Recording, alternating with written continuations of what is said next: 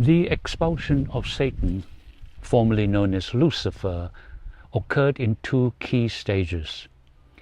After his rebellion in heaven, Lucifer was renamed Satan, meaning the adversary or the dragon or the devil. Revelation chapter 12, verse 7 to 9. Then his ultimate casting out was only completed after God exposed Satan's lies by providing undeniable evidence of his true character through the resurrection of Jesus. Now, the two-stage expulsion of Satan are, well, the first one, the initial expulsion. Before humanity was created, Satan fell from his exalted position in heaven. Through his lies, he had sown discord among the angels, leading a third of them to doubt God's nature. However, despite this bad-mouthing of God, if you like, Satan still had access to heaven, where he continued to accuse humanity and attempt to deceive the remaining angels.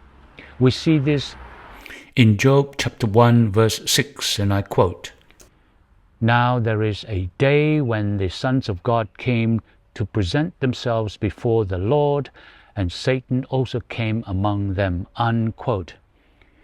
Then, next is the final expulsion, stage 2.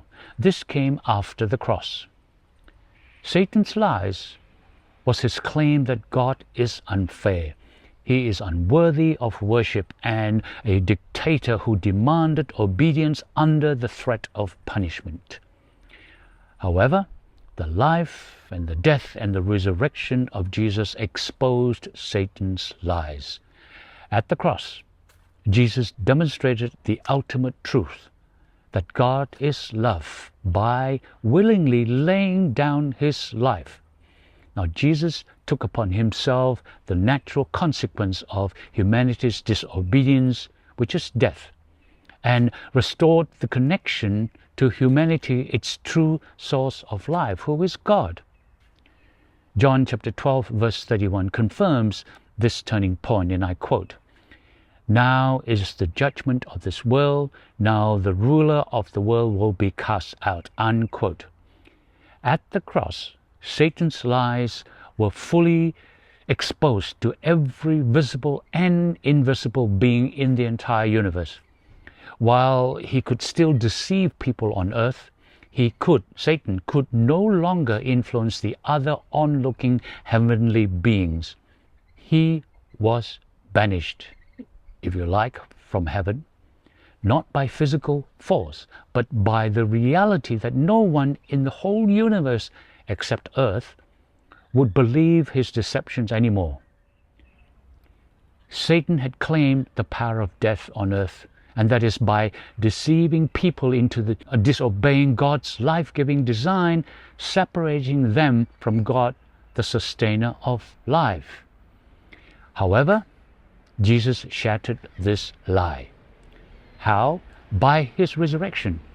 Christ demonstrated that life is found in being connected to God alone, providing that death was never God's punishment, but the natural result of separation from humanity's only source of life, who is God. So, Satan is now no longer welcome anywhere in the universe except on earth.